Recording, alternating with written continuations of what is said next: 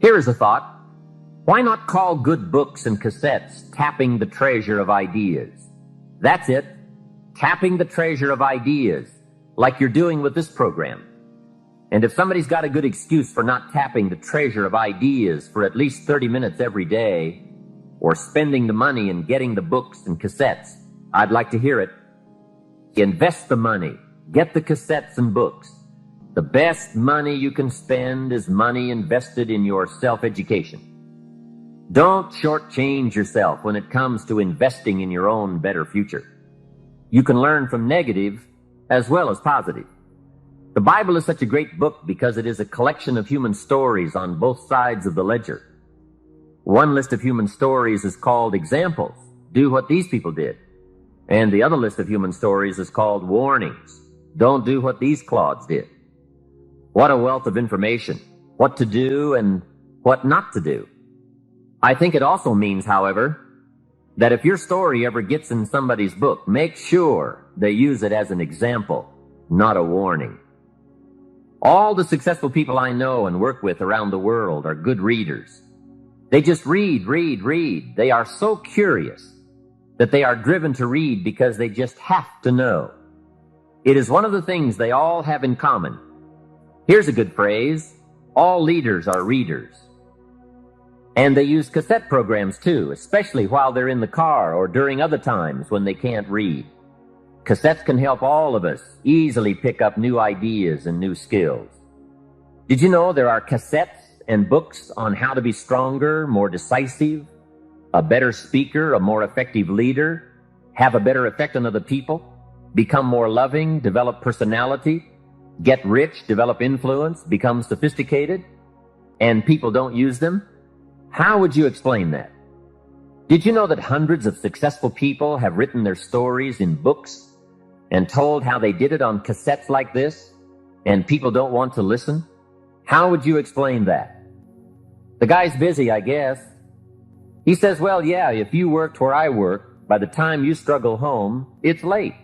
You've got to have a bite to eat, watch a little TV, and get to bed. You can't stay up half the night and read. And this is the guy that's behind on his bills. He's a good worker, hard worker, sincere.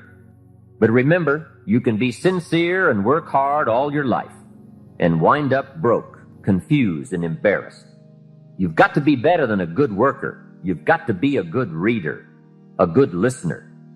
At least he could hear a good cassette on the way home, right? Now, you don't have to read or listen to educational cassettes half the night. Although if you're broke, it's a good place to start. But here is all I ask, just 30 minutes a day. That's all. Stretch it to an hour if you can, but at least 30 minutes. Hear or read something challenging, something instructional, at least 30 minutes a day. And here's the next key. Every day. Don't miss. Miss a meal, but not your 30 minutes. Hey, you can get along without some meals, but you can't get along without some ideas, examples, and inspiration. There's a Bible phrase that says, humans cannot live on bread alone or food alone. It says the next most important thing to bread is words. Words nourish the mind. Words nourish the soul. Humans have to have food and words to be healthy and prosperous. Make sure you have a good diet of words every day. I told my staff one day, some people read so little they have rickets of the mind. And also remember to properly feed the mind, you must have good balance. Don't just read or listen to the easy stuff. You can't live on mental candy. Mr. Shoaff got me started on my library when I first met him. He said to me, become self-educated. Standard education will get you standard results. Check those numbers and see if that's what you want. And if it isn't, if you want something better than standard, you must become self-educated. So I went to work on my library, and I now have one of the best. Shoaff recommended a couple of books in particular to get me started. Now, I had a Bible, that's 66 books, so that was a pretty good start, and my parents saw to it that I had a good study of the Bible. But the first book Mr. Shoaff told me to get was the book Think and Grow Rich by Napoleon Hill. If you don't already have it, it's a great one to add to your library. Earl Nightingale has put it on cassette. The title should intrigue you. Think and Grow Rich. I read it several dozen times. Schultz said repetition is the mother of skill. And if you could have seen my bank account at the time, you would have known I needed lots of that kind of repetition. Some of the ideas in that book made major changes in my life. As I look back now, the book was worth thousands, and I bought it for pennies. I learned a very valuable lesson. There can be a great deal of difference between cost and value. Before I met Mr. Schoaf, I used to ask, how much does it cost? After I met him, however, I soon learned to ask, how much is it worth?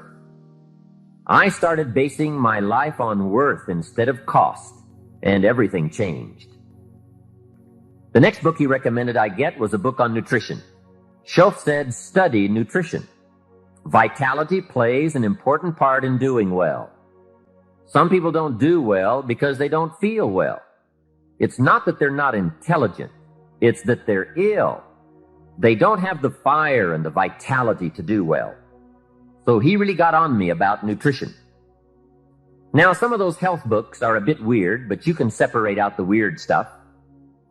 There are cassettes on nutrition too. Remember, don't be a follower, be a student.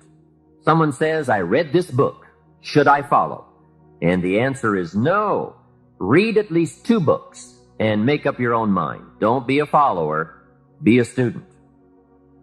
So take care of yourself. There's a Bible phrase that says, many times the spirit is willing, but the body's weak.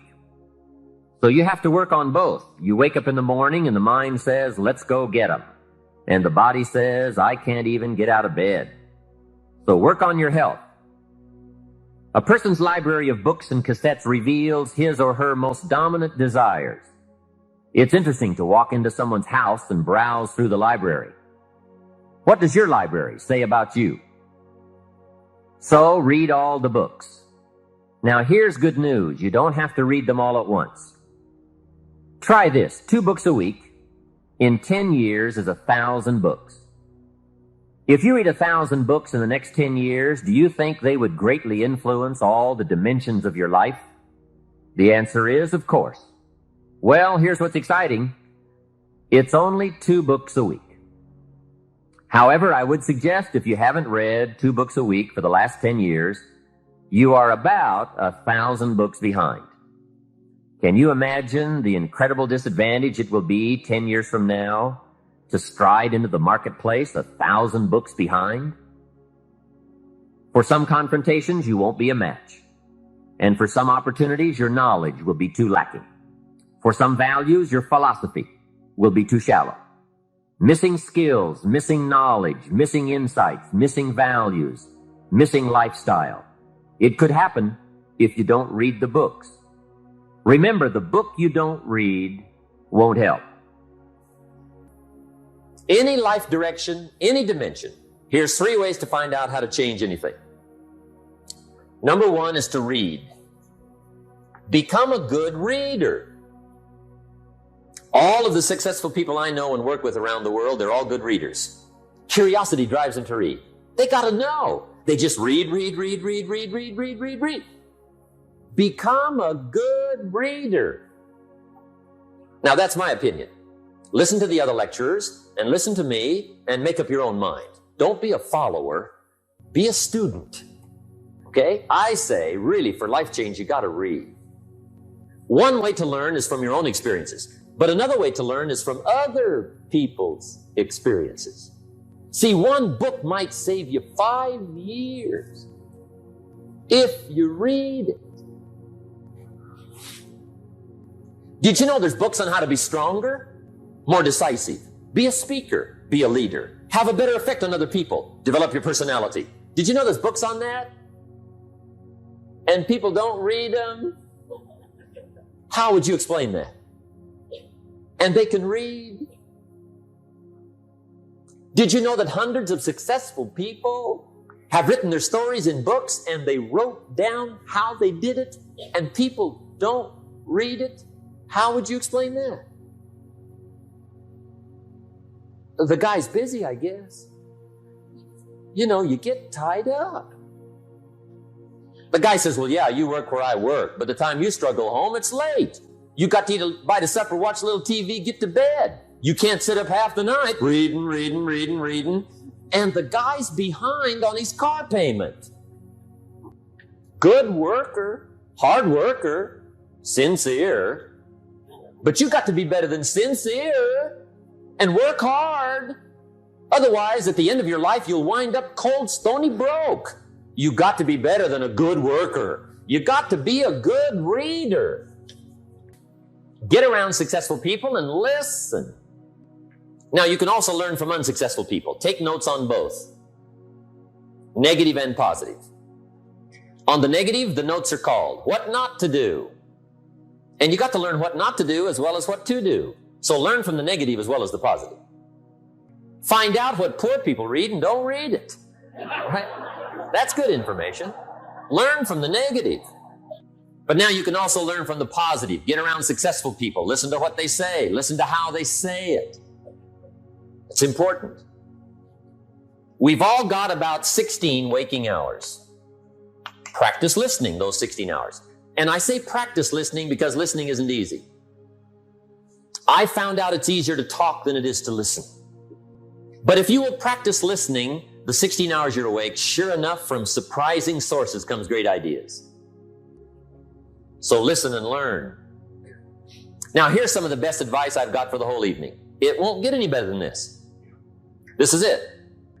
Poor people ought to take rich people out to dinner and listen.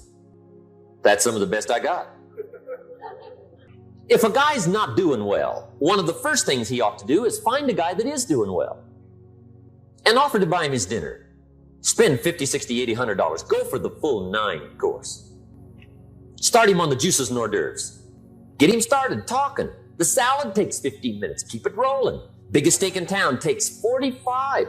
Keep it rolling. Pour on the dessert. Stretch that meal out about 2 hours. If you get a successful person to eat and talk for 2 hours, they're liable to drop ideas in your lap, change your life. Multiply your income by 2, by 3, by 5. But you're right. Poor people don't usually take rich people out to dinner. That's the problem. The guy said he's rich, let him buy his own dinner. I'm not coming up with any money. And he says, besides, you work where I work. By the time you struggle home, it's late. You're lucky to get your own supper, let alone run around trying to find a rich man to feed. And the guy's behind on his house payment. Good worker, hard worker, sincere. But you got to be better than sincere. Work hard. You wind up broke. You got to be better than a good worker. You got to be a good listener. And remember, what you read and what you hear, put the good stuff in your journal. Now, here's the third way to find out how to change your life. And that's to observe. You can pick up a lot of ideas just by watching. Get around successful people and watch. Here's why. Success leaves clues. Watch how the man shakes hands. Watch how the lady responds. People who do well do certain things over and over and over and over. And if you're clever, you can pick them up. Watch it all. If a guy's making $10,000 a month, I'd watch how he walks. Maybe that's it. Copy his funny little walk. Somebody says, well, that's kind of a silly walk. Say, it's 10,000. I haven't got the money yet, but I got the walk. It's bound to start somewhere. What I ask you tonight is to be unusual and be a good observer of what's going on. You can pick up ideas that can change your life starting tomorrow. Just be a more careful observer. Now remember, there's 2 ways to see. One is called sight. See with your eyes. The other one is called insight. See with your mind. See with your eyes, you'll see things. See with your mind, you'll see answers. Put your eyes and your mind to work. And the best advice on developing sight and insight is pay attention. Don't miss anything. In the weekend seminar we teach, one of the greatest fatalities to success is preoccupation, lack of concentration. The guy's mind wanders. See, you wind up average. You've got to learn to zero in and concentrate. I read a good article one time, Reader's Digest. The title was, "Wherever You Are, Be There." Excellent. Don't miss anything. There's always more room to grow. There's always more knowledge to gain, always more skills to perfect. We're never done with the education process because education is part of the path to wealth. Education and learning is part of the path to health. Continued education can turn you around if you're headed in the wrong direction. We need the mental food that others provide. We need mental exercise. We need to open up our minds to different alternatives. We need to learn to appreciate the other side of the debate so that we can strengthen our own and defend our own. We need to expose ourselves to a wide range of thoughts and philosophies and ideologies. You've got to listen to a variety of speakers, read a variety of books. No one speaker has all the answers for you. No one book has all the answers. You can't get all the answers from one person. We need a variety of influence to give us input, to give us ideas, to manage our business, to manage our relationships, to manage our finances, to take advantage of our time. We need a variety of influences. We need a variety of books in our library. We need a variety of tapes in our video library, our audio library. We need a variety of voices. And here's what else we need. We need a variety of points of view. Points of view can be so valuable. Somebody says, "Did you ever see it from over here?" And you say, "No." So you step over there where they are and you take a look back over here from their point of view. And you say, "My gosh, I never thought from this perspective. It's so different. No wonder you think the way you do." Here's the clue. Take advantage of all that's available in terms of mental food and mental exercise. Be eager to learn. Always be eager to learn, no matter how far along you are in the journey, no matter where you are in your success. Keep that eagerness to learn. Gather up as much knowledge as you can. And then what? Debate it. Put it all on the table and look at it. Dissect it. Turn it around and stare at it. Ask questions. Make statements. Don't take it for granted that one person has all the answers you're looking for. Take their knowledge, but don't take it as the only knowledge. Make sure that what you finally do, the model you develop of strong appreciation for your own style and your own methods and your own process for achievement, make sure that what you finally do is a product of your own conclusion. That's what's valuable. Not to just go do what someone says without debating it. Consider the source and then do it your way. You can take an interest in what someone says, digest it, take notes on it, but then debate it. Look at it from all angles. Be a student, not a follower. Building your ambition is a process unique to each and every one of us. Gather all the knowledge that you can. Then develop your approach as a product of your own conclusions. Your own conclusions, not someone else's conclusions. Your own conclusions. You can't fall for other people's philosophies. They may not be right.